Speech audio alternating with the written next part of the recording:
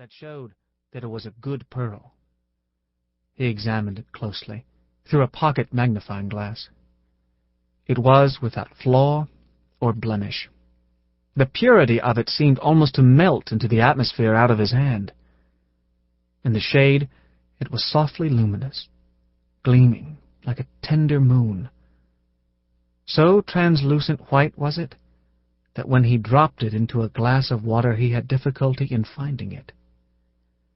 So straight and swiftly it had sunk to the bottom that he knew its weight was excellent.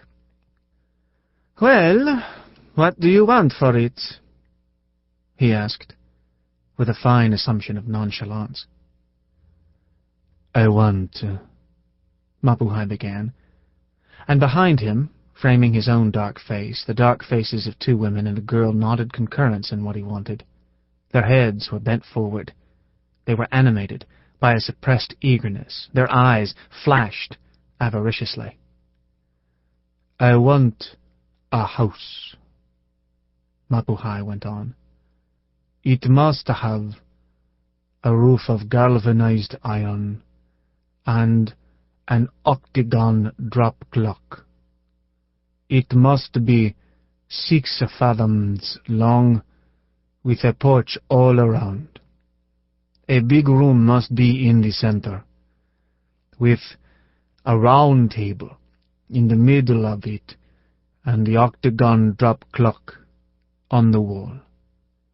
There must be 4 bedrooms, 2 on each side of the big room, and in each bedroom must be an iron bed, 2 chairs, and a washstand. And back of the house must be a kitchen, a good kitchen, with pots and pans and a stove. And you must build the house on my island, which is Fakarava." "Is that all?" Raoul asked incredulously. "There must be a sewing machine," spoke up Tefara, Mapuhai's wife. "Not forget the octagon drop clock," added Nauri, Mapuhai's mother. "Yes, that is all," said Mapuhai. Young Raoul laughed. He laughed long and heartily. But while he laughed, he secretly performed problems in mental arithmetic. He had never built a house in his life, and his notions concerning house building were hazy. While he laughed, he calculated the cost of the voyage to Tahiti for materials, of the materials themselves, of the voyage back again to Fakarava, and the cost of landing the materials and of building the house. It would come to 4,000 French dollars, allowing a margin for safety. 4,000 French dollars were equivalent to 20,000 francs. It was impossible. How was he to know the value of such a pearl? 20,000 francs was a lot of money, and of his mother's money at that. "Mapuhai," he said, "you are a big fool. Set a money price." But Mapuhai shook his head, and the 3 heads behind him shook with his. "I want a house," he said. "It must be 6 fathoms long, with a porch all around." "Yes, yes," Raoul interrupted.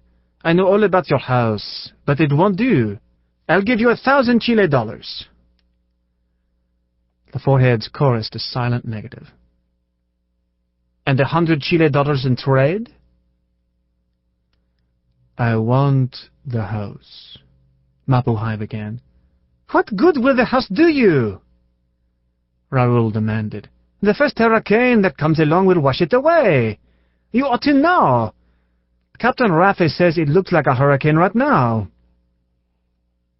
"Not on Fakarava," said Mapuhai. "The land is much higher there. On this island, yes. Any hurricane can sweep Hikuiru. I will have the house on Fakarava. It must be 6 fathoms long, with a porch all around."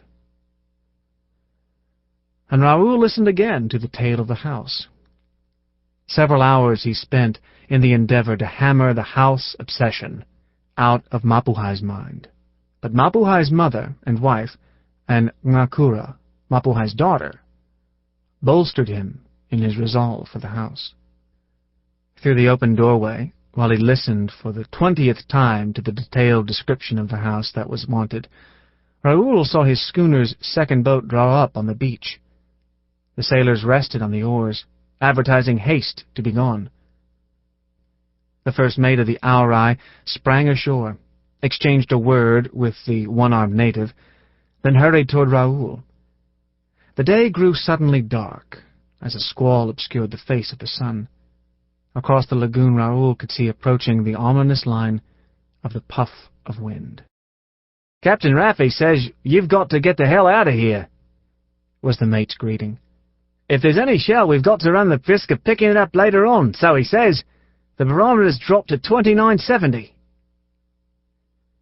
The gust of wind struck the pandanus tree overhead and tore through the palms beyond, flinging half a dozen ripe coconuts with heavy thuds to the ground.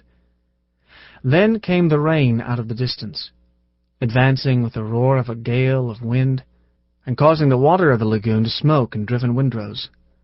The sharp rattle of the first drops was on the leaves when Raoul sprang to his feet. $1,000 Chile cash down, Mapuhai," he said, "and $200 Chile in trade." "I want a house," the other began.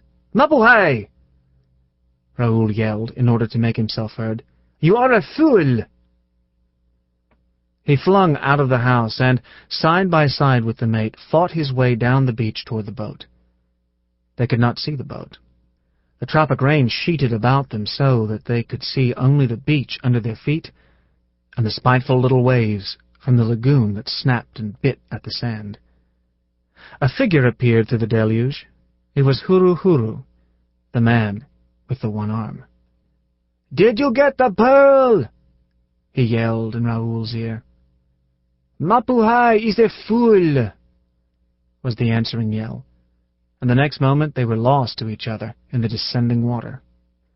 Half an hour later, Huru Huru, watching from the seaward side of the atoll, saw the two boats hoisted in and the Auri pointing her nose out to sea. And near her, just come in from the sea on the wings of the squall, he saw another schooner, hove to and dropping a boat into the water. He knew her. It was the Orohena, owned by Toriki, the half-caste trader, who served as his own supercargo, and who doubtless was even then in the stern sheets of the boat. Huru Huru chuckled. He knew that Mapuhai owed Toriki for trade goods advanced the year before. The squall had passed. The hot sun was blazing down, and the lagoon was once more a mirror. But the air was sticky like mucilage, and the weight of it seemed to burden the lungs and make breathing difficult. "Have you heard the news, Toriki?" Huru Huru asked. "Mapuhai has found a pearl. Never was there a pearl like it ever fished up in Hikuiru, nor anywhere in the Paumotus, nor anywhere in all the world. Mapuhai is a fool. Besides, he owes you money. Remember that I told you first. Have you any tobacco?" And to the grass shack of Mapuhai went Toriki. He was a masterful man, withal a fairly stupid one. Carelessly he glanced at the wonderful pearl, glanced for a moment only, and carelessly he dropped it into his pocket. "You are lucky," he said. "It is a nice pearl. I will give you credit on my books." "I want a house," Mapuhai began in consternation. "It must be 6 fathoms. 6 fathoms, your grandmother," was the trader's retort. "You want to pay up your debts, that's what you want. You owed me $1,200 Chile. Very well, you owe them no longer. The amount is squared. Besides, I will give you credit